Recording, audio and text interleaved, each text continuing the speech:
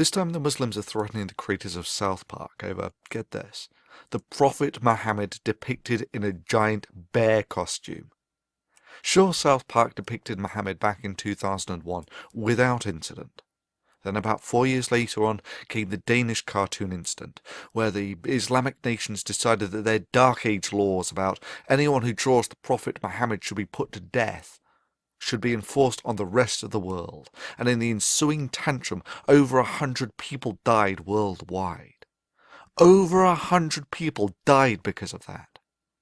And now, seeing as Southpark recently depicted Muhammad in disguise as a giant bear, they decided to oh so generously warn the creators of Southpark that they will end up like Theo van Gogh.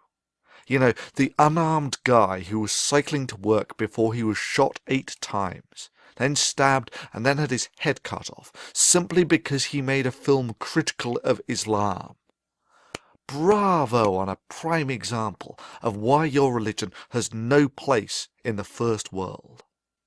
You see, all that barbaric stuff in the Quran about cutting off arms, legs, tongues, heads and so on, Sharia law you call it. You know, all that stuff that you actually enforce in the Middle East about stonings and whatnot. There's similar stuff in the Bible, you know, utterly destroy those who don't buy into the religion and stone disobedient children and whatever. However, ultimately, after 1,500 years of acting very much as you do now, it was convinced in the Enlightenment that that really wasn't the way forwards. Mankind moved forward out of the age of religion and into the broad sunlit uplands of the age of reason and the first world, and it's never looked back since. I mean, let me make this absolutely clear. The computer that you're sitting in front of watching this video on is a symphony of the fruit of scientific naturalism. You want to live in the first world? You want to live in the age of reason and taste its sweetmeats? That's really not a problem. But like every other religion, you can check your Iron Age baggage at the door, or else go back to the Dark Ages and live in that time warp called the Middle East, where the only glimmers of lights that permeate that dark, dingy human backwater is what spills over from your enlightened neighbours who have not shackled their minds to ignorance. Your alternative is to fight.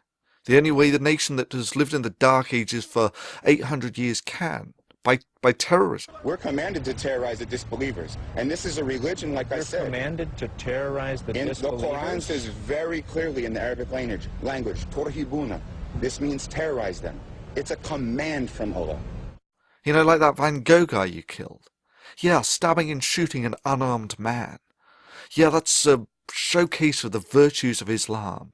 Such divine-inspired courage. After all, there's no better way of showing that yours is the religion of peace and enlightenment than by shooting and stabbing an unarmed man, and then threatening others with the same fate. And yet, of course, the criticism of the moderate Muslims was conspicuous only by its absence, and that really does speak volumes of their attitude to these acts. However, the Enlightenment did not just raise the standard of living. It did more than deliver us clean water, the eradication of smallpox and the PlayStation. The rift between the prowess of the First World and the advanced warriors of Islam on the battlefield can be put in no lesser terms than the contrast between ants and gods. Those of us who have lived in the age of reason understand that with great power comes great responsibility, and that the power of the age of reason must never be allowed to fall into the hands of those from the age of religion. For there is no doubt in my mind that if such power were delivered into the primitive hands of a theocracy, that genocide of the infidel and doing Allah's work would be synonymous terms. But let's say that all your box cutters and shooting and stabbing unarmed filmmakers, you managed to actually threaten the enlightened world. And I mean threatened beyond crashing a few airliners. Your only achievement will have been to have awakened a sleeping giant and to have filled it with a terrible resolve. If you're going to pray to Allah for anything, beg him that you never meet the giant in such a mood. For your continued existence is entirely at the discretion and goodwill of the giant, and that it is all that stands between you being granted continued existence and you receiving yourself the self-same judgment that you would so zealously impose on the rest of the world if only you had the power. So it comes down to the question of your vicious and petty threats against a cartoon creator. That is, your attempt to limit free speech through intimidation.